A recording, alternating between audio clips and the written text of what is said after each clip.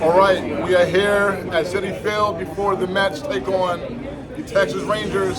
Here with Texas Rangers third base coach Tony Beasley, and Tony has been a part of the Texas coaching staff for a few years now, has been in the game of baseball his entire life, and even last year managed a few games as the interim manager here in Texas. Hey Tony, good to see you again. And yeah, so just first, I know you have spent your whole life in baseball, so how did your baseball journey really begin for you? Well, I mean, I played since a kid, and actually, truly, baseball for me was a ticket to get an education. I come from a family of 7 siblings, and no one ever went to college. So my mom wanted one of us to go to school, and baseball was like my ticket to get a free education. And so that's kind of where it started for me. So I just went to college, and I excelled at the game, and was fortunate enough to get the opportunity to get drafted by the Baltimore Orioles in 1989 out of Liberty University. So that's where it all started, and thank God I'm still in today. And you're from Virginia, right? Yes. Okay, now, coming up in Virginia, I know there wasn't a professional team in Virginia, but some minor league baseball, I guess. So, but how popular was baseball compared to basketball and football when you were coming up? Well, baseball actually, where I'm from, baseball was a big sport. I had an uncle that played professionally. He played, actually was drafted by the Orioles as well. He played a little bit with the Texas Rangers, major league level briefly. And, so baseball's always been in my family blood. My father played, my uncles played. So I just grew up watching them play sandlot baseball. And so my brother and I, we just fell in love with the game and just kept playing it. Football and basketball, they're always big sports, especially in the minority sect, because those are the glorified sports. Baseball is not, so. But I just love baseball. That was my ticket to get an education, as I said. Did you have a favorite baseball player growing up? Yeah, Eddie Murray was my favorite player. The Orioles was like the closest major league team, and so the Orioles were my favorite team. So, him and Cal Ripken were there at the time, and those were the two studs. But I liked Eddie because it was like a quiet, cool, and collective star. Like Cal got all the notoriety, and he was the Iron Man at the time, playing every game. But Eddie was getting big hit after big hit, and he was kind of under the umbrella a little bit of Cal Ripken, but he was my favorite guy. Yeah, and Eddie Murray, of course, Hall of Famer. I believe he has more home runs of any switch hitter in the history of the game. And so you get drafted by Baltimore. You're a Baltimore fan, so how was it when you get drafted by your childhood favorite team? It was awesome. That's like a dream come true. You aspired to have a chance to play at the major league level with your own team. Unfortunately for me, I was traded after 3 years in the system to the Pittsburgh Pirates, which I shouldn't say unfortunate, but just as far as it relates to being with the home team. But the Pirates was a good organization as well. So I was traded there after 3 seasons from Tommy Shields. Most of my career was with the Pittsburgh Pirates. Yeah. Now, the minor league system is a grind. It's not very easy. And one reason when you talk about the decline of Afro-American ball players in the leagues, you have lack of interest. One thing that gets brought up is that the minor league system is tough, and some kids just don't want to have to deal with the minor leagues, and you get drafted in the other two professional sports, basketball and football. You're going straight to the big team. There's no minor leagues. But baseball is a grind. You got to work through it several years. So yeah, what was your minor league experience like after you get drafted? It was great. I mean, obviously you're right. It's a grind. There's a ladder that you got to climb. It's a difficult ladder to climb. It's a small percentage of the players in the minor league that make it to the major league level.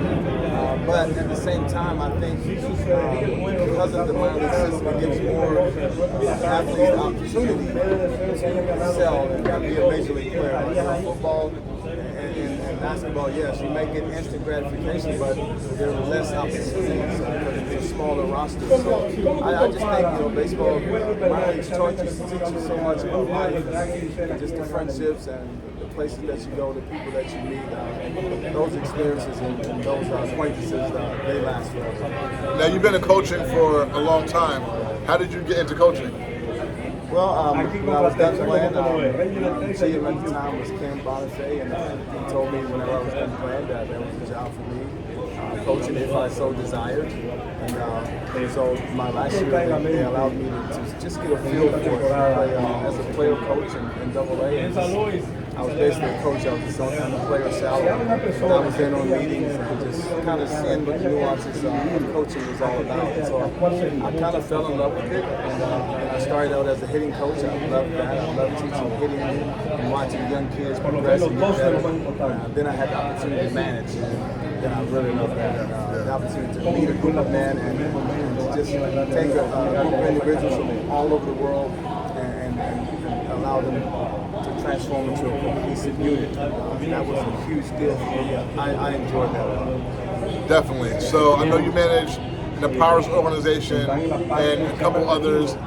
So who are some of the most talented players that you had a chance to manage coming up in the minor leagues? Well, I had Nate McCall, I had Chris Duffy, I had Ryan Drummond, I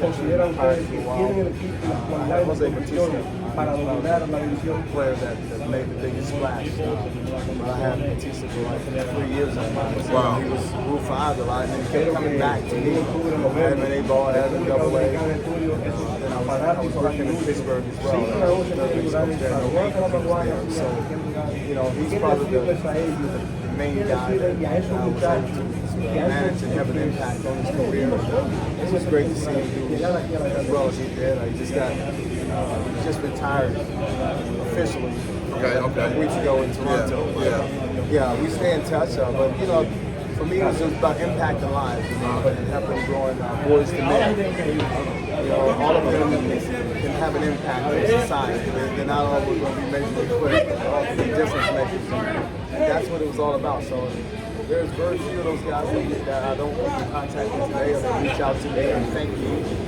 The guys that didn't make it to the major leagues would have a great impact on society. Right, and Jose Batista hit 50-plus home runs in 2010 and had some great power years for Toronto. Now, before you got with Texas here as the coach, you were another organization, right? I was with the Washington Nationals. National, okay. So what was it like for you when you get your first opportunity to be a coach here on the big league level?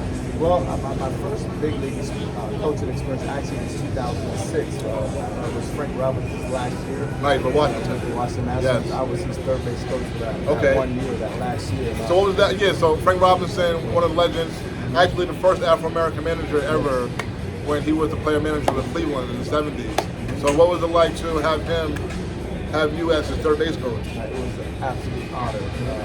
Obviously, I respect Frank and all that he's done in the game of baseball.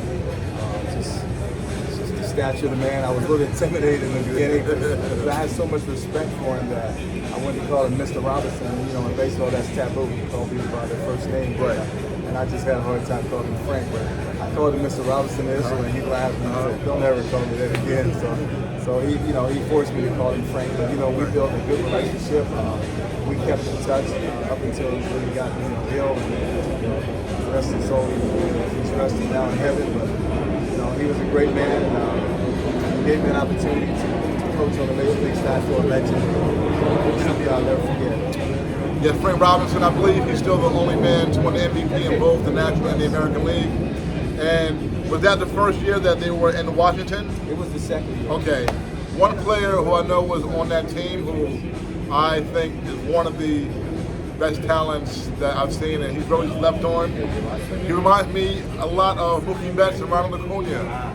And that is a former Yankee, Alfonso Soriano. Oh, yeah, he was 40-40 year. Yeah, that was 40-40 year, right? 2006. Yeah, cool. I witnessed that. Yeah. So what was it like just to be around and for that season and see Soriano have that great year? It was awesome.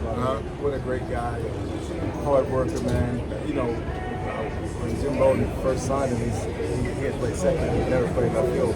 I remember. And I remember. He refused to go left field until they threatened his pay. And he went out. Yeah. But for that guy, man, to hit 40 homers that year and steal 40 bases, and RFK is a big stadium. It's not a hitter's ballpark by any stretch of the imagination.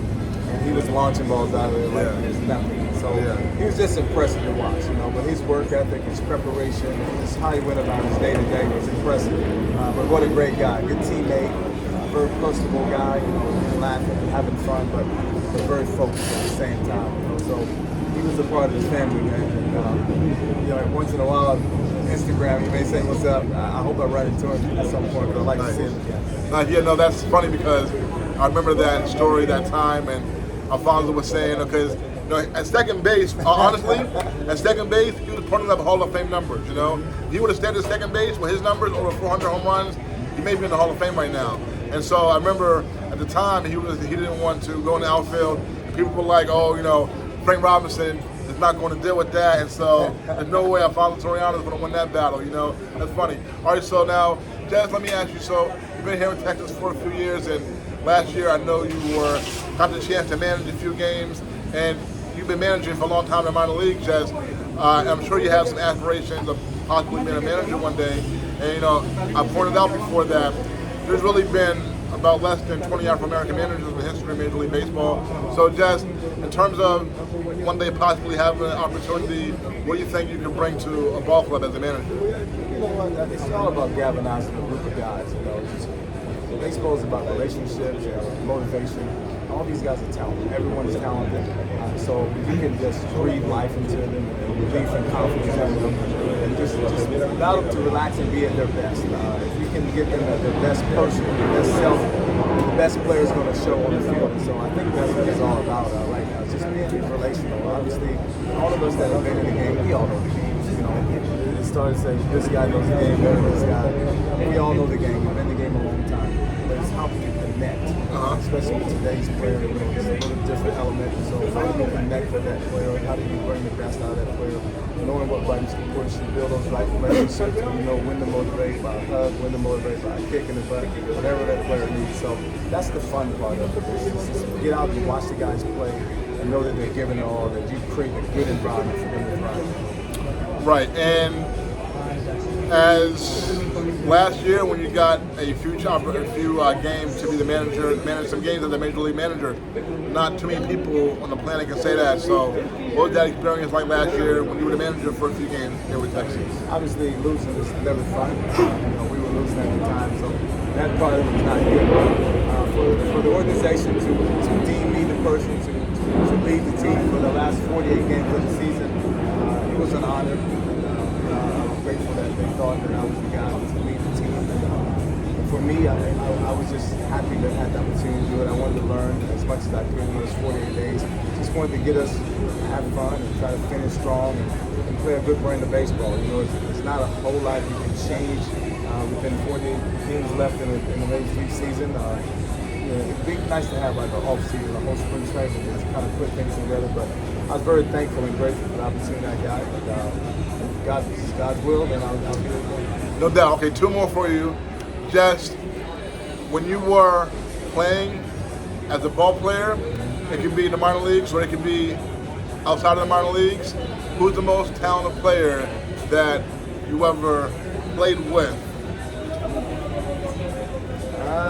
And or played against? Yeah. I played against Andrew Jones. So that's hands down for me. Yes. Him and Chipper were both those guys were coming at the same time. So tremendously talented guys. Andrew Jones kind of laughed at the game. Yes. As bad as laughing between, he's like, "Dude, you know something we don't know?" Yes. And obviously he did. Yes. Andrew Jones. I grew up here in New York, Yankee fan.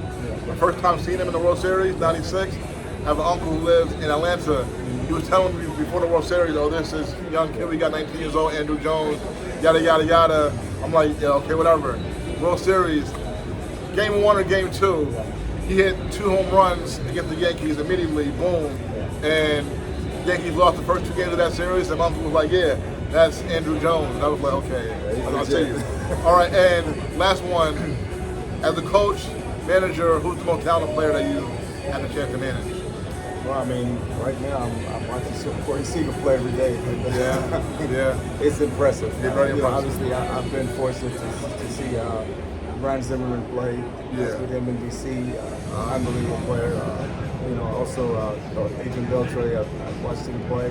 Yes. My first few years here before he retired, unbelievable player as well. But to see Corey Seager in his prime, and he does things that he just kind of makes the game look really easy sometimes. And hitting is not as easy as he makes it look. I'd have to give Corey Seager the nod. Okay, great guy to say that, talented, because he really impresses me. He seems like he's got better since he's even come to the Rangers. And as a Yankee fan, I'm not gonna lie to you, 2 years ago, there were a few free agent shortstops and he all wanted big money. I was like, they can pass on him, but I see Corey Seager now, I'm like, yo, he would look great in Yankee Stadium with that right field wall. All right, Tony Beasley, thank you so much. Rangers third base coach. All right, the man for the job. All right, thank you so much. All right, take care.